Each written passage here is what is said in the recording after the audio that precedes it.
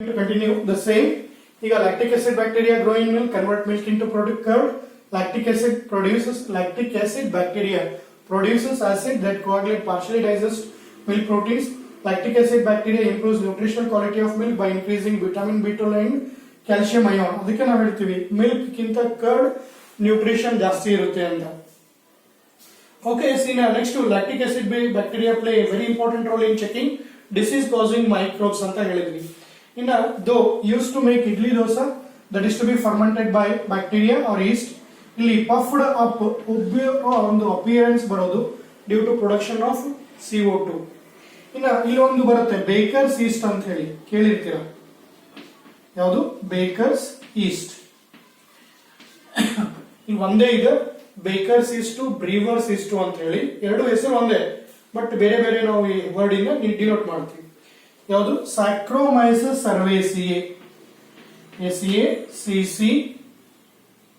SACCHARO, Saccharomyces, MYCS, cerevisiae, CERVI,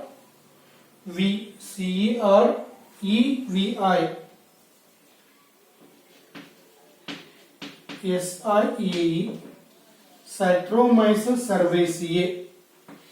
okay, ಇದರ ನಾವೇನಪ್ಪಾ ಅಂದ್ರೆ ಬೇಕರ್ಸ್ ಈಸ್ಟ್ ಅಂತ ಕರಿತೀವಿ. Okay, baker's yeast Saccharomyces cerevisiae is used to making bread, is used for making bread in bakery. Okay, bakery ಒಳಗೆ ಈ bread ಮಾಡಲಿಕ್ಕೆ ಈ East ಅನ್ನ ಯೂಸ್ ಮಾಡ್ತೀವಿ. ಓಕೆ, ಅದನ್ನೇ ಬೇಕರ್ಸ್ ಈಸ್ಟ್ ಅಂತ ಹೇಳ್ತೀವಿ. ಇನ್ನೊಂದು ಇಂಡಸ್ಟ್ರಿ ಒಳಗೆ ಬ್ರೀವರ್ಸ್, ಬಿವರೇಜಸ್ ಪ್ರೊಡ್ಯೂಸ್ ಮಾಡ್ಲಿಕ್ಕೆ ಇದೇ ಈಸ್ಟ್ ಅನ್ನ ಯೂಸ್ ಮಾಡ್ತೀವಿ. Okay, S. ನೆಕ್ಸ್ಟ್ ನೀವು ಬಂದ್ರಿ ಅಂದ್ರೆ ತೊಡಿ, ಟ್ರೆಡಿಷನಲ್ ಡ್ರಿಂಕ್ ಕೇಳಿರ್ತೀರ ಹೆಸರು, ಈ ಕೋಸ್ಟಲ್ ಲೈನ್ ಎಲ್ಲ ಬರುತ್ತೆ ನೋಡಿ. Okay, yes, toddy, yes, traditional drink, traditional drink. Toddy is a traditional drink, is made by fermentation of sap, is made by fermentation of sap of palm trees. Okay, ಇದನ್ನ ನೀವು ಬಹಳಷ್ಟು film ಅಲ್ಲೂ ನೋಡಿರ್ತೀರ ನೋಡಿ. Okay, S, ಈ palm ಅಂತಂದ್ರೆ coconut, areca nut, ಅವೇನ್ family ಬರುತ್ತೆ, ಪಾಮೆ, ಆ ಫ್ಯಾಮಿಲಿ ಒಳಗೆ ಆ ಗಿಡದ ಸ್ಟೆಮ್ ಅನ್ನ ಕಟ್ ಮಾಡಿ ಒಂದು ಸ್ಮಾಲ್ ಬಾರ್ಕ್ ಅನ್ನ ರಿಮೂವ್ ಮಾಡಿ ಅದ್ರ ಕೆಳಗಡೆ ಒಂದು ಗಡಿಗೆ ಕಟ್ತಾರೆ. ಆ ಸ್ಯಾಪ್ ಏನಾಗುತ್ತೆ, ಕಲೆಕ್ಟ್ ಆಗಿ ಆ ಗಡಿಗೆ ಒಳಗೆ ಬೆಳುತ್ತೆ. ಓಕೆ, ಅಲ್ಲಿ ಒಂದ್ ಕಡೆ ಬಹಳ ಚೆನ್ನಾಗಿ ಹೇಳ್ತಾರೆ, before Sunrise it is to be very good for health, but after sunrise it become wine. ಯಾಕಂದ್ರೆ ಟೆಂಪರೇಚರ್ ಜಾಸ್ತಿ ಆಗೋದ್ರಿಂದ ಈ ಬ್ಯಾಕ್ಟೀರಿಯಲ್ ಆಕ್ಟಿವಿಟಿ ಇಂದ ಅದೇನಾಗುತ್ತೆ, ವೈನ್ ಆಗಿ ಕನ್ವರ್ಟ್ ಆಗುತ್ತೆ. ಓಕೆ, ಬಹಳಷ್ಟು ಫಿಲ್ಮ್ ಅಲ್ಲೆಲ್ಲ ನೀವು ನೋಡಿರ್ತೀರ, ಅದು ವೈಟ್ ಕಲರ್ ಇರೋದನ್ನ ಕುಡಿಯೋಕೆ ಅವ್ರಿಗೆ ನಶೆ ಬರುತ್ತೆ ನೋಡಿ. That is what we call toddy. ಮತ್ತೆ ನೀರ ಅಂತ ಬೇರೆ ಬೇರೆ ವರ್ಡ್ ಯೂಸ್ ಮಾಡ್ತೀವಿ. Toddy is a traditional drink, is made by fermentation of sap from palm trees. Okay, yes, ಇದು ಒಂದು ಎಷ್ಟಾಯ್ತು ನೋಡ್ರಿ, 1 2 3 4 5 6 7 8 ಪಾಯಿಂಟ್ ಆಯ್ತು. ಇನ್ನು ಮುಗ್ದಿಲ್ಲ. Okay, yes, large holes in Swiss cheese, large holes in Swiss cheese. Okay, large hole in Swiss cheese. ಇದನ್ನ ಸ್ವಲ್ಪ ನೆನ್ಪಿಟ್ಕೊಳ್ರಿ, ಯಾಕೆಂದ್ರೆ ಸ್ಪೆಸಿಫಿಕ್ ಆಗಿ ಇದನ್ನೇ 1 ಮಾರ್ಕಿಗೆ 1 ವರ್ಷ ಕೇಳಿದ್ರು. Large holes in Swiss cheese are due to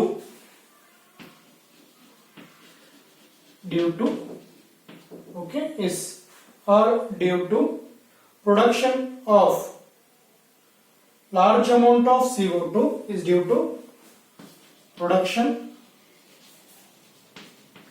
of more or large amount of CO2, large amount of CO2 by a bacterium, okay, by a bacterium named Propionibacterium shermani. Okay yes, ಇದು ಹೆಸರನ್ನೇ ಅವರು ಒಂದು ವರ್ಷ ಕೇಳಿದ್ರು. Propionibacterium, PROPIONI, propionibacterium, okay, shermani, SHARMANI, shermani. Okay yes, ಇದನ್ನೇ ಏನಪ್ಪಾ ಅಂತಂದ್ರೆ exam ಅಲ್ಲಿ ಕೇಳಿದ್ರು. Okay, name the bacterium which are responsible for causing large hole in Swiss cheese. Name the bacteria which is to be responsible for causing large holes in Swiss cheese. Okay yes, ಈಗ ಒಂದೊಂದೇ ನೋಡ್ಕೊಂಡು ಬಂದ್ವಿ. ಇಲ್ಲಿ ಯಾವುದು ಒಂದು baker's yeast. ಯಾವ್ದು baker's East? Saccharomyces cerevisiae is used for making bread in bakery. ಯಾಕೆ ಅಂದ್ರೆ ಇದೇನ್ ಮಾಡುತ್ತೆ? puffed appearance, okay, which gives puffed appearance in bread. ಇನ್ನ ಯಾವುದು toddy, a traditional drink is made by fermentation of sap, that is to be from palm trees. Large hole in Swiss cheese are due to production of large amount of CO2. Holes ಆಗೋದಕ್ಕೆ ಕಾರಣ ಏನಲ್ಲಿ? More production of CO2. Okay, ಇನ್ನು last ಒಂದು point ಇದೆ, the Roquefort cheese ಅಂತ ಬರುತ್ತೆ. The ರುಕ್ಫೋರ್ಡ್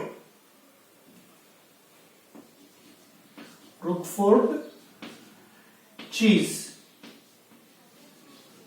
okay yes, Roquefort cheese is ripened by specific fungi, is ripened by a specific fungi which gives a specific flavor,